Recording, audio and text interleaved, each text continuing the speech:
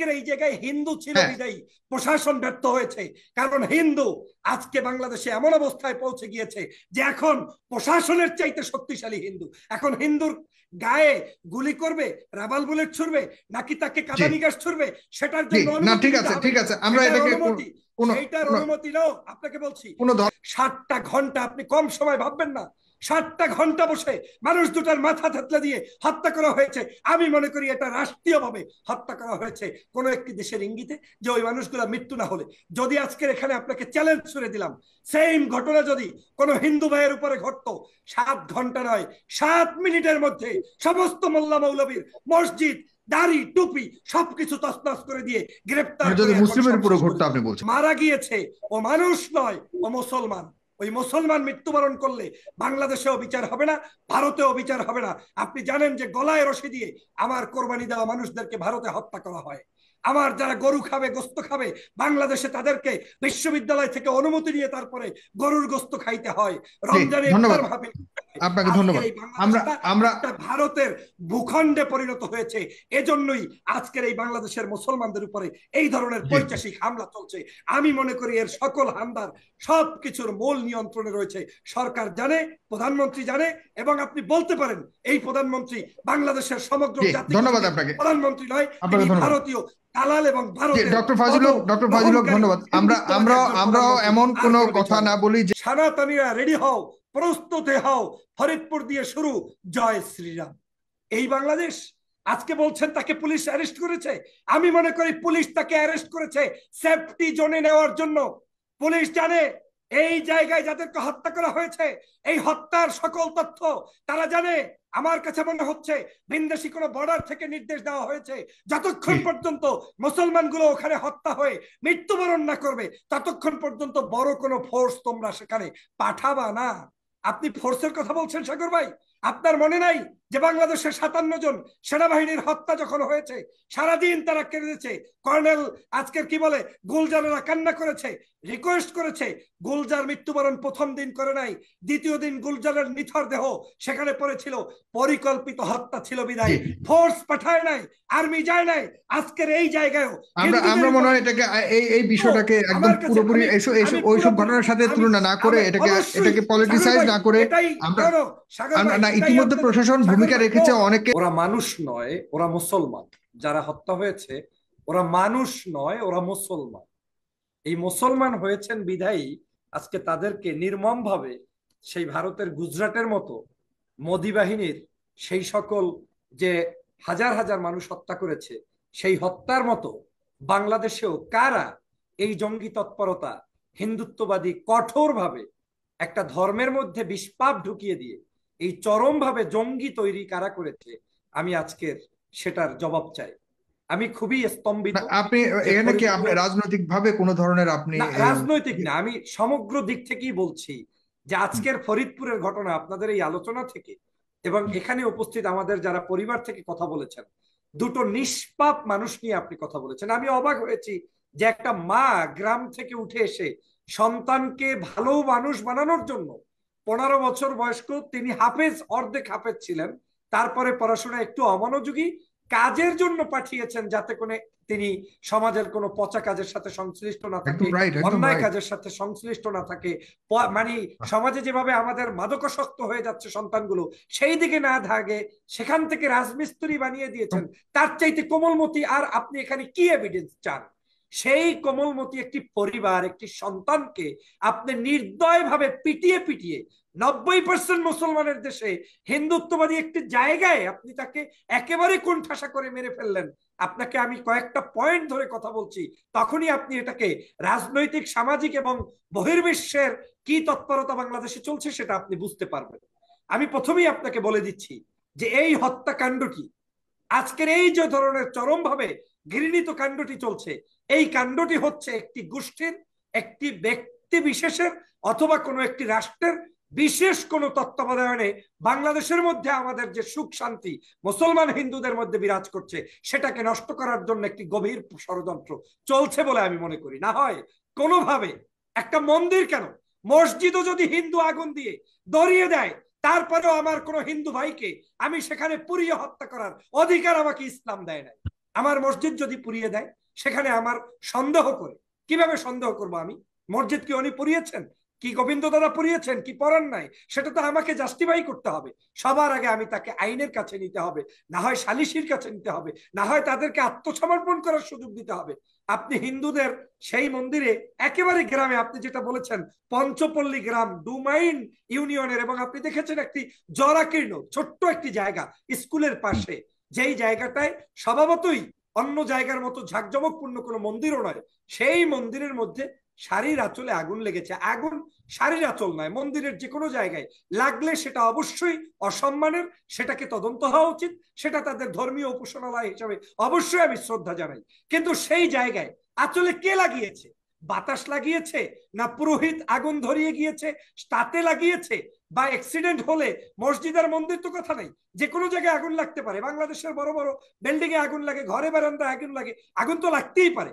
কিন্তু মানুষটাকে পিটিয়ে পিটিয়ে আপনি মারলেন, একটা মানুষ ছিল না সহ্য করার, একটা মানুষ ছিল না জিজ্ঞাসা করার। সাগর ভাই 7 ঘন্টা সময় লেগেছে। 7 ঘন্টার মধ্যে আমার এই মাসুম ভাই দুটিকে যদি উদ্ধার করা যেত 2 ঘন্টা 1 ঘন্টার মধ্যে, আমি বিশ্বাস করি তাদেরকে হয়তো হসপিটালে নিতে পারলে তারা বেঁচে যেতেন। তাদের মাথা থাকলে দেওয়া হয়েছে, রক্ত বের করা হয়েছে। আপনার নিশ্চয়ই মনে আছে পাঁচিমের শাপলা চত্বর, 20 মিনিটের নোটিশে সমগ্র জায়গার কারেন্ট বন্ধ করে দিয়ে, পত্রিকা বন্ধ করে দিয়ে, টিভি নিউজ বন্ধ করে দিয়ে আলেমদের রক্তগুলো চুষে চুষে খেয়েছেন। কি কারণে খেয়েছেন? বলেছিলেন কি যে এদেশে বিশৃঙ্খলা সৃষ্টি করতে দেওয়া হবে না। তাহলে তখন আপনি ক্ষমতা প্রয়োগ করতে পারলেন বিশৃঙ্খলা বন্ধের স্বার্থে, জাতীয় স্বার্থে, আলেমদের রক্ত চুষে। আপনি গতকালকে সারা বাংলাদেশ তাকিয়ে আছে এই আশরাফুল এবং আসাদুল, এই দুইটা ভাইকে সহ 7 জন মানুষকে পিটানো হচ্ছে 7 ঘন্টা পর্যন্ত। কিসের প্রশাসন আপনার, কিসের পুলিশ আপনার, কিসের আর্মি আপনার, কিসের বিজিবি আপনার? আপনারা গিয়ে সেখানে উদ্ধার তৎপরতা করে তাদেরকে বাঁচাতে পারলেন না। এটাই স্বাধীন বাংলাদেশের ব্যর্থতা। জি, আমার কাছে মনে হচ্ছে কেউ না কেউ পিছন না থেকে গিয়েছিল পরবর্তীতে গিয়েছিল স্থানীয় মধুখালীর পুলিশে গিয়েছিল, তারাও আক্রমণের শিকার হয়েছে, পরবর্তীতে অতিরিক্ত ফোর্স পাঠানো হয়েছে। সাগর ভাই এখানে গিয়েছে, আমি তো পত্রিকা পড়ে আপনাকে নিউজ বলছি। গিয়েছে ইজ নট এনাফ। আপনি আমাকে যখন হত্যা করা হয়, এনাফ না হওয়ার কারণে তো পার্শ্ববর্তী জেলা থেকে তাদের ফোর্স আনতে হয়েছে। সেটাই বলেছি, এটাই নট এনাফ। আমি শাপলা চত্বর উদাহরণটা টানতাম না, কেন টেনেছি? আপনি যখন সেটাকে মনে করেছেন যে দমন করার দরকার, দমনের স্বার্থে আপনি সদাল বলে গিয়েছেন। আপনি হিন্দু ভাইদের এই জায়গাটায় যেতে পারেন নাই কেন? হিন্দু ভাই তো হিন্দু নয়, এই হিন্দু তো হিন্দু নয়। এই হিন্দু তো হিন্দু যদি বিশ্বাস করে, ধর্ম যদি পালন করে, তাহলে কোনো মানুষকে তিনি মারতে পারেন না। আমি মনে করি এই হিন্দু হিন্দু নয়, তিনি জঙ্গি, তিনি সন্ত্রাস, তিনি মানুষকে হত্যাকারী, তিনি রক্তচোষা। তারা বাংলাদেশের মানুষের মধ্যে আজকের সমস্যা বিরাজ করাতে চায়, হিন্দু মুসলিম আলেম ওলামার মধ্যে দাঙ্গা সৃষ্টি করতে চায়। আজকের এই ফরিদপুরের নাটকের পরে আপনি দেখেছেন যে কি ঘটনা ঘটেছে। এই যে ভাইটা বললেন, মামা বললেন যে তিনি একটা প্রতিবাদ করতে গিয়েছেন। কেন পুলিশ এসে বলবে যে আপনারা এখানে পুলিশ অনুমতি নিয়ে তারপরে কথা বলতে হবে? আরে আমার ভাই মৃত্যুবরণ করেছে, আমার পরিবারের 2টি লোক মারা গিয়েছে, আমি রাস্তায় দাঁড়িয়ে জিজ্ঞেস করতে পারবো না? এটা কি কাশ্মীর হয়ে গিয়েছে? এটা কি প্যালেস্টাইন হয়ে গিয়েছে? এটা কি আজকের ইসরায়েল হয়ে গিয়েছে যে ইসরায়েলে বসে আপনি যা ইচ্ছা তাই করবেন, বাংলার মুসলমানদের উপরে আপনি আক্রমণ চালাবেন? এটা হতে পারে না সাগর ভাই। আমরা দেখেছি যে বাংলাদেশের মুসলমানরা সব সময় এই বাংলাদেশে স্বাধীনভাবে সকল ধর্মকর্মের উপরে সম্মান রেখে, শ্রদ্ধা রেখে তারপরে বড় করেছে মানুষদেরকে। কিন্তু আজকে দেখেন, আমি সহ আপনি যে স্ট্যাটাসের কথা আমাদের গোবিন্দ দাদা বললেন, গোবিন্দ দাদার সাথে সব টকশোতে অনেক বিষয় একমত থাকলেও আমি আজকে তার এই বক্তব্যেরও তীব্রভাবে নিন্দা জানাই, প্রতিবাদ জানাই। কারণ কি, এই যে দেখেন ফরিদপুরের যে লোকটা স্ট্যাটাস দিয়েছে, এই স্ট্যাটাসটাই একটা উচ্ছৃঙ্খলতা। এটাই হচ্ছে প্রমাণ করে যে বাংলাদেশের নাগরিকদের মধ্যে বিদ্বেষ ছড়ানো এবং এদেশে তাদের ক্ষমতাকে চূড়ান্তভাবে প্রতিষ্ঠিত করতে তিনি আজকের এই প্রচারণা চালাচ্ছেন। কি বলছেন? ফরিদপুরে 4টা মোল্লা খতম, সামনে আর অনেক কিছু হতে চলছে, সনাতনীরা রেডি হও, প্রস্তুত হও, ফরিদপুর দিয়ে শুরু, জয় শ্রীরাম। এই বাংলাদেশ? আজকে বলছেন তাকে পুলিশ অ্যারেস্ট করেছে। আমি মনে করি পুলিশ তাকে অ্যারেস্ট করেছে সেফটি জোনে নেওয়ার জন্য। পুলিশ জানে এই জায়গায় যাদেরকে হত্যা করা হয়েছে, এই হত্যার সকল তথ্য তারা জানে। আমার কাছে মনে হচ্ছে ভিনদেশি কোনো বর্ডার থেকে নির্দেশ দেওয়া হয়েছে, যতক্ষণ পর্যন্ত মুসলমানগুলো ওখানে হত্যা হয়ে মৃত্যুবরণ না করবে, ততক্ষণ পর্যন্ত বড় কোনো ফোর্স তোমরা সেখানে পাঠাবা না। আপনি ফোর্সের কথা বলছেন সাগর ভাই? আপনার মনে নাই যে বাংলাদেশের 57 জন সেনাবাহিনীর হত্যা যখন হয়েছে, সারাদিন তারা কেঁদেছে। কর্নেল আজকের কি বলে, গুলজারেরা কান্না করেছে, রিকোয়েস্ট করেছে। গুলজার মৃত্যুবরণ প্রথম দিন করে নাই, দ্বিতীয় দিন গুলজারের নিথর দেহ সেখানে পড়েছিল। পরিকল্পিত হত্যা ছিল বিদায় ফোর্স পাঠায় নাই, আর্মি যায় নাই। আজকের এই জায়গায় আমরা মনে হয় এটাকে এই বিষয়টাকে একদম পুরোপুরি ওইসব ঘটনার সাথে তুলনা না করে এটাকে পলিটিসাইজ না করে আমরা না, ইতিমধ্যে প্রশাসন ভূমিকা রেখেছে, অনেককে প্রায় অন্তত 10 জনকে গ্রেপ্তার করেছে, তাদের ভূমিকা রেখেছে এবং তারা সরাসরি গিয়েছে, তারা নিজেরও আক্রমণের শিকার হয়েছে। কিন্তু কিন্তু কথা হলো ওই পঞ্চপল্লী কেন এতটা আমাকে আপনি বলতে দেন, শেষ করতে হবে। আমি আনোয়ার সাহেবের কাছে যাব।